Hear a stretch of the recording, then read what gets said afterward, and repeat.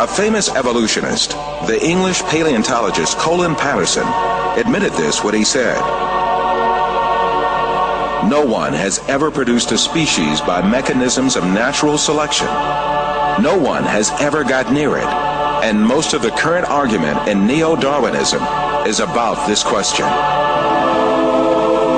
When it was clear that the mechanism of natural selection proposed by Darwin had no evolutionary power, evolutionists had to make a fundamental change in the theory.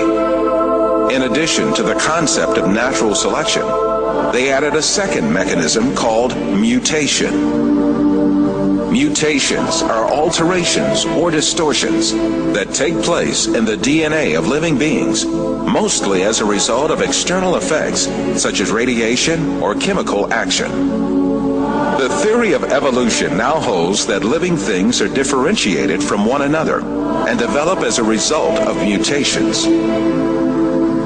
This cannot be true, for mutations only damage the information in the DNA and give only harm to a living being.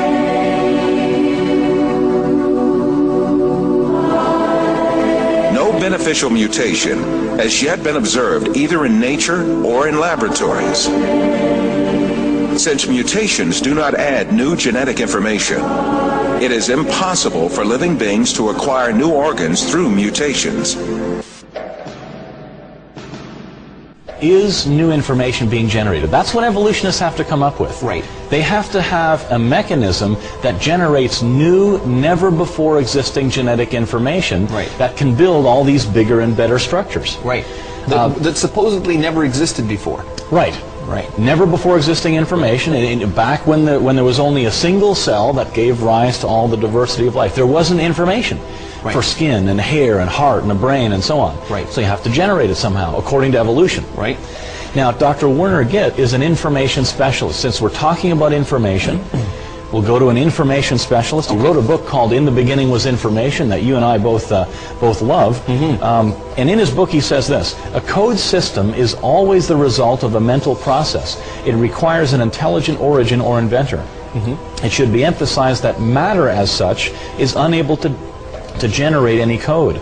All experiences indicate that a thinking being voluntarily exercising his own free will, cognition, and creativity is required.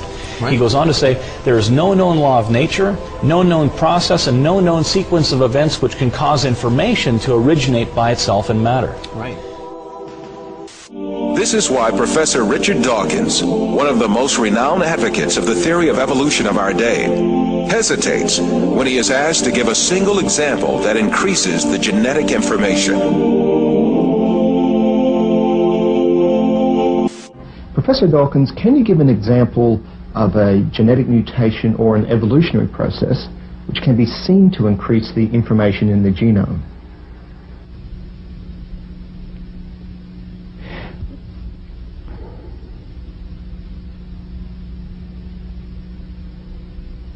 The truth is very evident. Life has such a complex design that can never come about by chance. And I suppose it's possible that you might find evidence for that if you look at the details of biochemistry, molecular biology. You might find a signature of some sort of designer. Wait a second. Richard Dawkins thought intelligent design might be a legitimate pursuit? Richard Dawkins is his name. Arguably the world's most famous atheist. I don't know how you would test for that, but maybe we'll ask him. So, right off the bat, what's wrong with, in your opinion, with believing in a God, regardless of who the God is?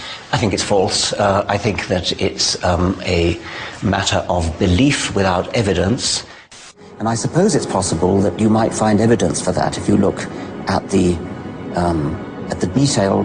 details of biochemistry, molecular biology. You might find a signature of some sort of designer. Wait a second. Richard Dawkins thought intelligent design might be a legitimate pursuit? And that designer could well be a higher intelligence from elsewhere in the universe.